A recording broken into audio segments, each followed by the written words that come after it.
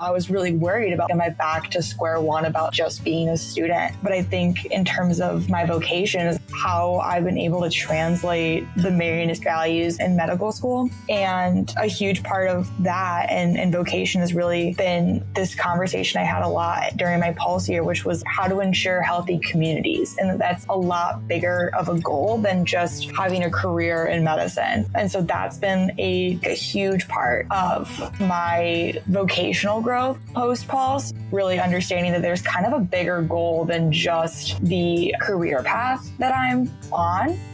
Welcome to Sharing Our Marianist Stories, a podcast produced by the North American Center for Marianist Studies in Dayton, Ohio. I'm Mike Bennett, Media Administrator for NACMS. For this episode, we sat down with 3 alumni of Marianist PULSE, a postgraduate year of professional nonprofit service that empowers energetic adults to make a positive impact on an urban community and embody the Marianist Charism. Abby Shahady, Ani Artero, and Dominic Sanfilippo share about their journeys with Marianist PULSE and how their engagement in this year of service program impacted their lives. With that, let's go ahead and turn it over to Abby to get us started.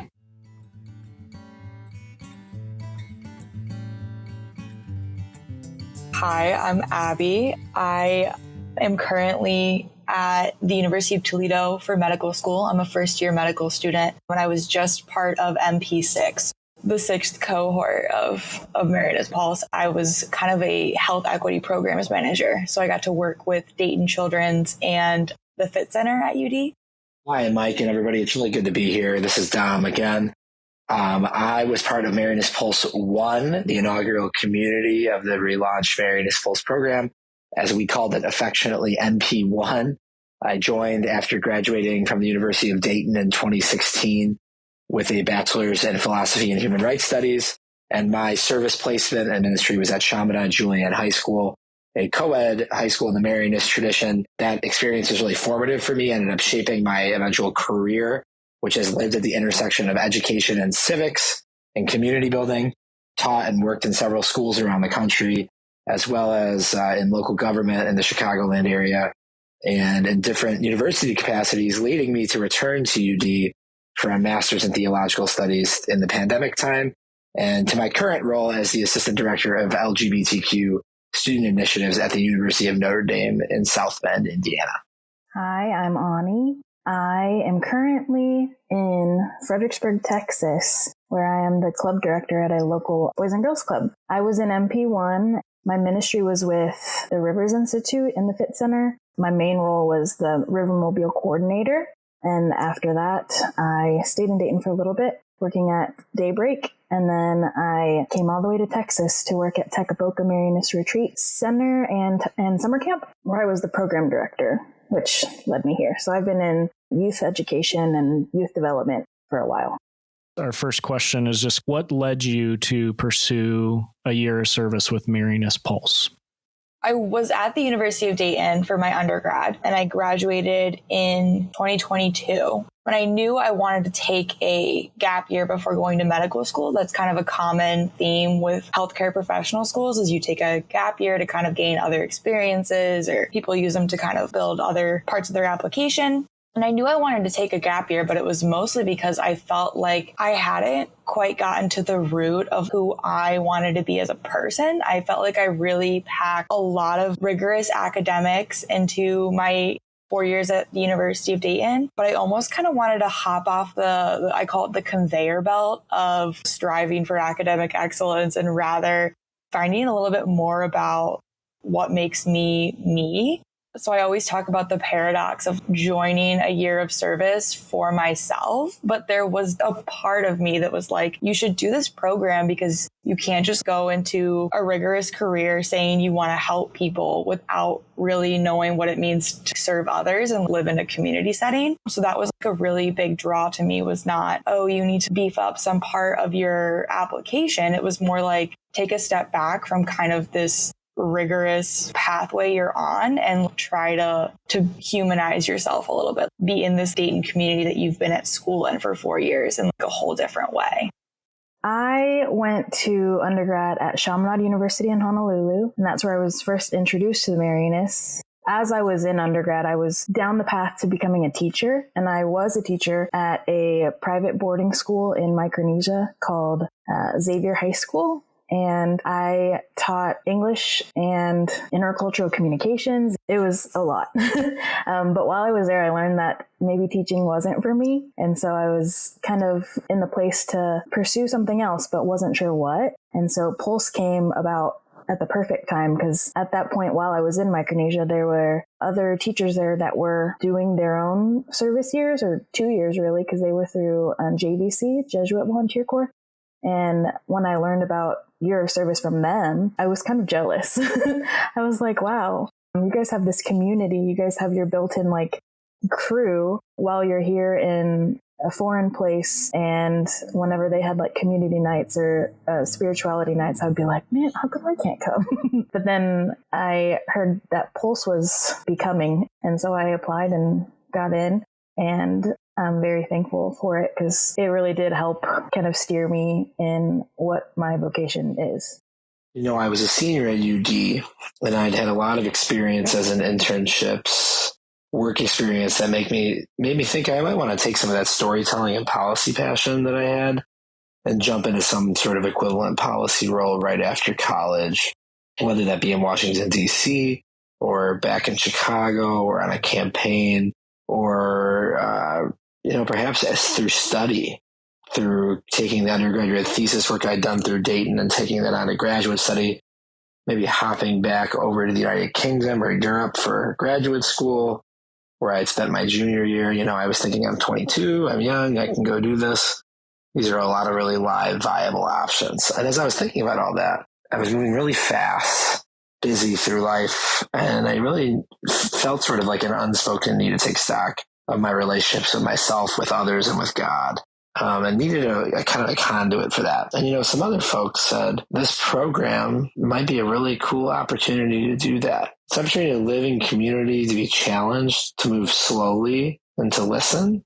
See how the mosaic of Dayton, Ohio comes together, and to really feel what it means to be part of a larger space, a larger city, a larger family. And I jumped at it, and I was nervous, but it's unbelievable looking back now, all sorts of things that happened afterward. 7 years later, I don't know if I'd be able to say that any of it would have happened without Pulse. And the person I've grown into, the version of myself, I really enjoy that version. And I enjoy all the threads of community that make up my life. I enjoy continuing to slow down, trying not to take things for granted. Pulse was so integral to that process of self-discovery and learning how to be good for others and in a way that's fruitful and generative.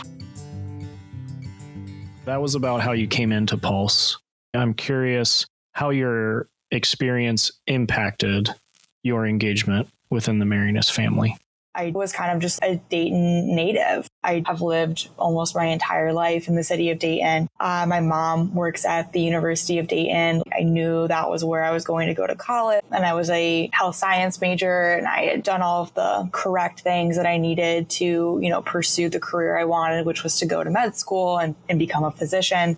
But it wasn't really until I did Pulse that I was able to kind of engage with the Marianist family that was present in Dayton. So I think for me, it was really an eye-opening experience about the connections that I made in a place that I had lived my entire life. I called Pulse my toe dip into adulthood because I wasn't connected to school or my family. It was just me living in this space and connecting to so many people that have been in this area. I just really connected with Brother Ray Fitz and my mentor, Matt Dunn, and so many amazing people that were a part of the Marianist family that I still am keeping in touch with now to this day. So I think for me, it really was just these connections, which turned out to be really funny because I had lived and engaged in a space with them where I was so close with them physically, but hadn't quite taken the step to engage with them until I did Marianist Pulse. I think that's a helpful perspective because I think there can be a lot of people considering Pulse or who end up doing Pulse who may have been students at UD or may, like you, be from Dayton and think, oh, I already know this. I should go somewhere else, expand my horizons. Hearing you say that highlights a little bit of that newness that it had for you, that new lens. Ani, I'm thinking about you coming from Hawaii. I'm sure that is there for people who are out of town. but to hear that from a different angle is helpful. Learning about the Marianists and like seeing the small differences compared to the Jesuits, it kind of was like a hug. At Xavier, we had a few nights a week where we would say the rosary, like the student communities would join after study time. We would go to the chapel and say the rosary. And that special time with Mary was kind of formative in what I was going towards. So knowing that I was going to be a part of Pulse got me kind of excited.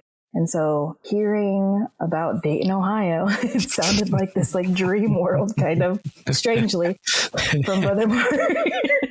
He told us of people that are part of the Marianist world outside of Chaminade, and not knowing that the Marianists were more than just Chaminade, then it was kind of exciting to get to know more. So when I was in Dayton, getting to know a lot of the brothers, priests, and lay people, my world was just broadened. And so getting to experience that life and even knowing that it's beyond Honolulu and Dayton, because during our mid-year retreat, we went to Cape May. We went to, at the time, Brother Mike and Brother Brandon's, one of their vows in St. Louis. So we got to kind of travel and see the Marianists in different areas of the world. And so that even like brought me to Tekaboka, where there's more. But yeah, there's Marianists everywhere. And it's just nice to know that the family is worldwide, and we haven't even gotten to meet all of them. But we all kind of have that same sense of family. We all have that same foundation. As I've moved around the country, as my own pace of life has ebbed and flowed, I've really just been really grateful for this large, various, warm Marianist family to be a source of opportunity and relationship building, and then also a source of challenge. All three of those things. I'm really grateful for the Marianist formation I've gone through. A lot of opportunities in college, things like the lay Marianist formation run by the late A.J. Wagner, his wife Joan Wagner, things like the Chaminade Scholars Program, looking at faith and reason together and how do those play out in our different academic pursuits, pieces of life. All of this really led to Pulse, and the distinctive programming and formation aspect of Pulse, which is really the distinctive line that can kind of take it apart from some of the other postgraduate service programs we see around the country. And you're not pursuing a formal degree in Pulse, but you really are getting a degree in relationship building and sitting and processing and community meetings and on your porch with neighbors, and learning how nonprofits and religious groups and neighborhood organizations affect the life of a city, the life of a community. And you're doing it alongside an intergenerational community, a multi-generational community of Marianists. That's a very, very distinctive lesson. It's almost a degree in and of itself. And as I've gone through life, I've been quite proud to see how that education, the distinctive formation opportunities in Pulse, distinctive ways of thinking about institutions and structures and communities in Pulse have served me in every other role in every other city and community I've really found myself in from there on out. I'm very grateful for it. So how would each of you say that Pulse impacted your vocation? That's something that I've really been thinking about right now, especially now that I'm back in school. I was really worried about, am I back to square one about just being a student? But I think in terms of my vocation is how I've been able to translate the Marianist values in medical school. And a huge part of that and vocation has really been this conversation I had a lot during my Pulse year, which was how to ensure healthy communities. And that's a lot bigger of a goal than just having a career in medicine. And so that's been a huge part of my vocational growth post-Pulse, really understanding that there's kind of a bigger goal than just the career path that I'm on. And moreover with that, I think finding a personal spirituality has really made me understand a lot more about who I am, right? I talked about that as like a reason that I joined Pulse, was to kind of take a step back and look at myself in the mirror. And I think that's really opened up a lot of different interests and excitement in terms of how to be socially and communally connected. I know in my faith formation, we had to read Father Lackner's Virtues book, which I absolutely love. I still look at it often just to read all the notes I scribbled in the margins of Brother Ray, spitting just wonderful bits of wisdom that I have to keep that in my head at all times. And so really just kind of moving away from the traditional, I went to Catholic school all my life and, there's all these traditions and history of the Christian faith, but realizing that Virtues book talks about a theological psychology and that there's more to your faith and your spirituality than just these tidbits of facts and stuff that I grew up learning. That mixed with kind of the social justice piece of what I call my commitment to creating healthy communities has kind of molded my vocational aspect of wanting to be a physician in a way that I don't think any textbook or class could have ever really given me.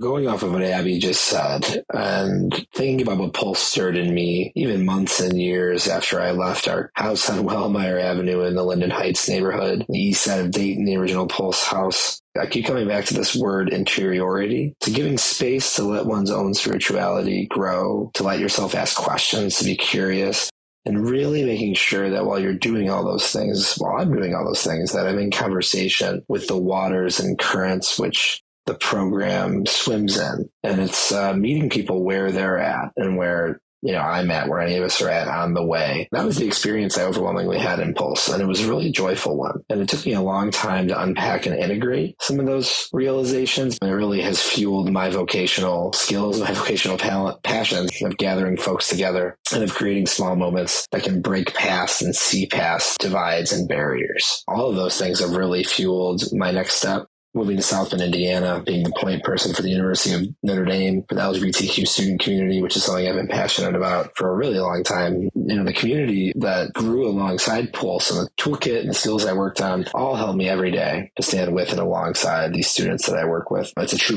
privilege. I don't know if I would have arrived at a place like that to view my own passion, my vocation as an educator, as a community builder, working in the in-between spaces, as a reconciler on my best days. I don't know if I would have viewed any of that had I not allowed myself to move slowly within Pulse, to be wholeheartedly there, to allow myself to be challenged and to admit feelings of uncertainty, feelings of vulnerability. And postgraduate service programs do that at their best. And I really feel like that's a strength of Pulse.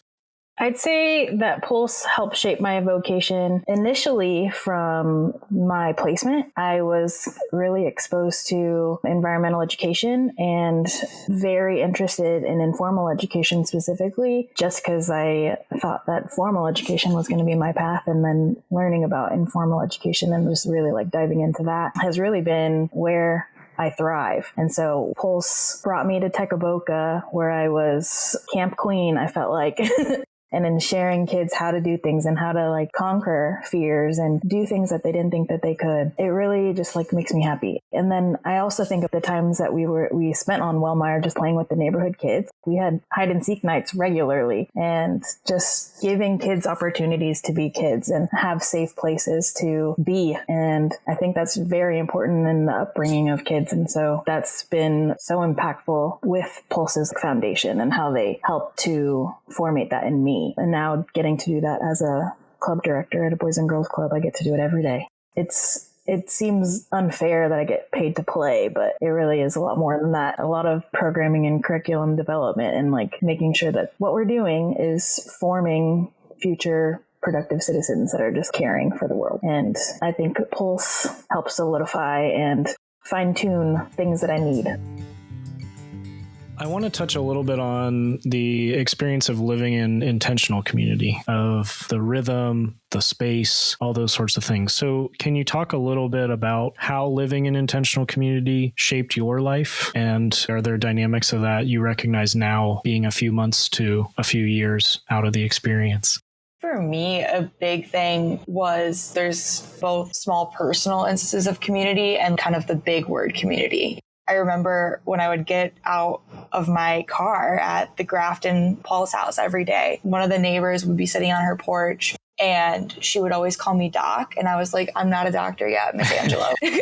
And she's like, you're going to be a doctor. And she would just say, what's up, Doc? I think she just loved hearing herself say that. But it was just such a fun connection. Every day when it was nice out, I would open my door, I would leave. I had my hospital badge on and she'd be like, hey, Doc, what's up? And we would just have such a great little conversation, but also kind of what I mentioned about that healthy communities, that I think each individual person can be an asset to their community. And that I think was the biggest lesson I learned from intentional community, because I had a smaller Pulse cohort community. So we really did try to branch out into the larger Dayton community and engage with different groups of people and different community events going on and things like that. So I think it really taught me a lot about, I think, a balance between both having individual relationships and forming those kinds of communities, but also understanding it at a 10,000 foot view of how to keep a community connected and engage with it properly.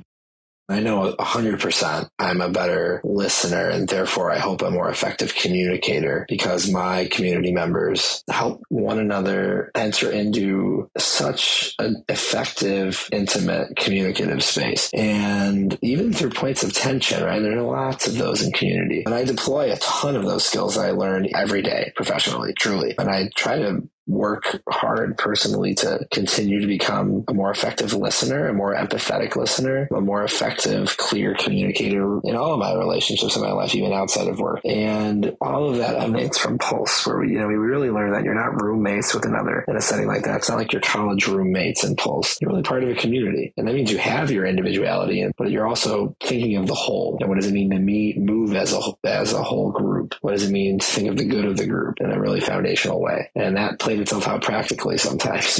What does it mean to have one car that we're doing all our drop-offs for work in, and we have to plan our day thinking of the whole? So that's one point. And then the other thing would really just be making sacred the little moments of the day, which are not so small or little after all. Just playing with neighbors, hanging with neighbors. Ani, just the other day I was going through pictures on my phone, and I found some funny ones from Halloween, all this dressing up, all sorts of developing relationships of trust with neighboring families, which I really felt like we tried to do.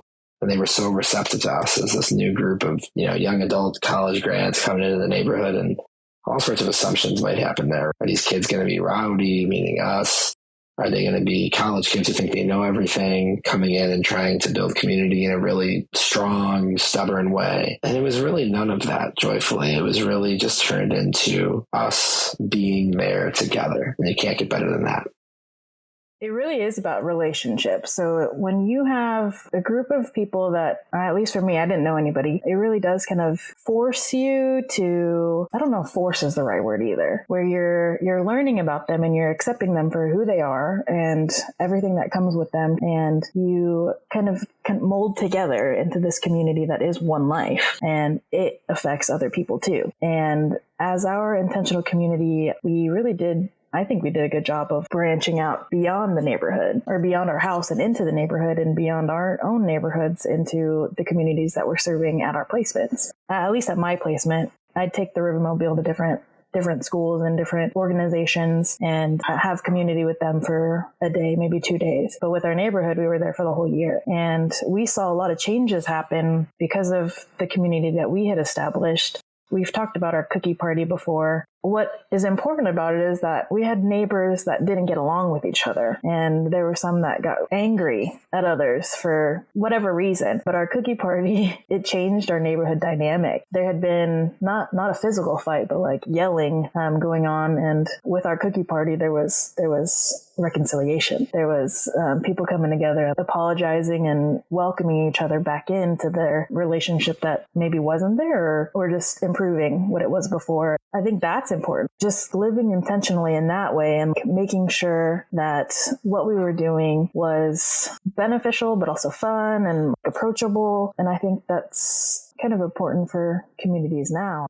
My last question that's Pulse specific, what would be one thing you'd offer to people who might be out there discerning applying for Marianist Pulse, or they might be discerning a year of service with Marianist Pulse?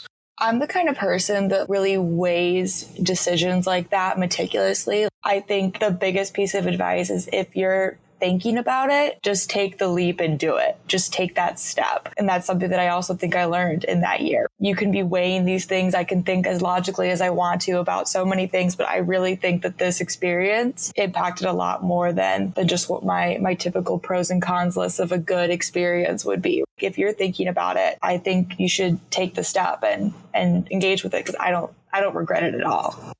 I want to say to especially applicants or people that are interested that are from Hawaii or from somewhere that isn't Dayton or anything familiar in that way, it's a safe experience to kind of learn about another culture. I know it doesn't seem like a culture, but it is. It is when it's something very different from what you're used to and what you've grown up with. You get a chance to live a life that is forming, being able to kind of have an adventure or practice adapting to something new. It really does kind of stretch you in ways that you couldn't do if you stayed in the same place. It's not forever, but it's still something that's worth it. Give it a chance. It may be a little bit uncomfortable, but it's still safe.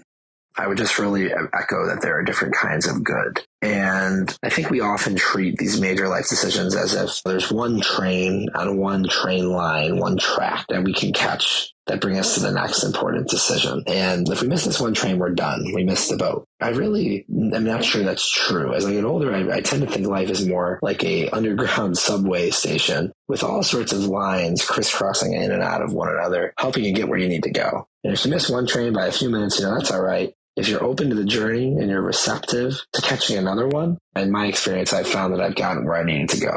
So I'd ask students to think about that. And I also, for those in the discernment process, I'd respectfully ask students to consider what parts of their education may be a little incomplete up to this point or ongoing. Outside of classes, projects, co-ops, internships, what lessons might one need to continue to learn about how they are relationally, communicatively, where they're at with God, where they're at with thinking about how to be in community with a lot of other people that are different than oneself. How are you with silence, right? So much of adult life is silence and quiet and all those things that you can't really learn on a test or in a class. So I challenge students to think about whether a postgraduate year of service might be a helpful way to continue that lifelong education. Before we hear Abby, Ani, and Dom's responses to our concluding question, it's worth sharing a little bit more about the Marianist Pulse program in case you or someone you know might be interested in learning more.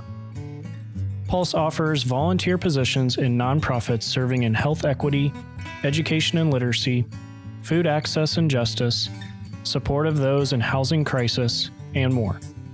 Volunteers live in community in the city of Dayton, Ohio, with other young adults walking this journey. Pulse provides each volunteer with mentors, a well-being guide, and spiritual director. One Friday a month is set aside for reflection, critical social analysis, professional skill development, and leadership formation. Pulse covers housing, utilities, groceries, healthcare, and loan deferment. Volunteers also receive a monthly living stipend for anything not otherwise covered, and an end-of-year $5,000 allocation. To request an application, get more information, and envision how an experience like this might align well for your next steps, email Maureen O'Rourke, Director of Marianist Pulse, at pulse@marianist.us. That's PULSE at marianist.us.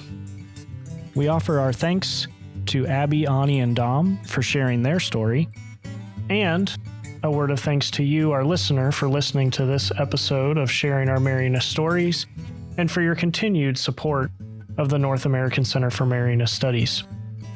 Make sure to follow us wherever you listen to podcasts so that you'll be notified when we have future episodes released, and follow us on our social media accounts at This Is NACMS on Instagram, Facebook, and YouTube, so that you have access to our ongoing educational and formational content focused on our Marianist family, history, and charism. And now, to wrap up this episode of Sharing Our Marianist Story, we return with our final question. We know that the Marianist founders corresponded via letter writing. So, if you were going to write a letter to anyone, dead or alive, and be guaranteed a response, who might you write to, and what would be the topic? During my year of Pulse, one of my dear UD mentors passed away, Dr. Ann Crecilius. She was an amazing mentor, professor, and everything. And during that time, Brother Ray Fitz and I started reading Being Mortal by Dr. Atal Gawande, who's a general surgeon and just writes books and stories about that. But it's really about what it means to be mortal. Him and I both read this book, and we sometimes talk about it. And that was kind of really an impactful part of my Pulse journey. And I think Dr. Gawande would be a really great person. I have a lot of questions for him. I think I would write a letter in Italian imperfectly in a Sicilian dialect to my great-great-grandfather on my dad's side, who was, I think, one of the first ones to really start thinking about what it might be like for him and his kids and their families to move over to America, to the United States. And it would be such a fascinating thing for him to get that letter and see all the things that would come from, our family eventually, just the wonderful, wonderful, wonderful things that have occurred and the great deep well springs of family that have happened there. I would love to connect with them via that letter. It might be silly, but I would write a letter to Alex Trebek because I miss him and I'm so grateful for him. Because in, I think, all the stepping stones of my journey of life, I've had Jeopardy and a community around Jeopardy and people that I can sit and watch Jeopardy with and banter with and learn from. And it's just fun. And I don't know what I would ask him, but I would thank him for sure for having that piece of entertainment for people and that gathering space.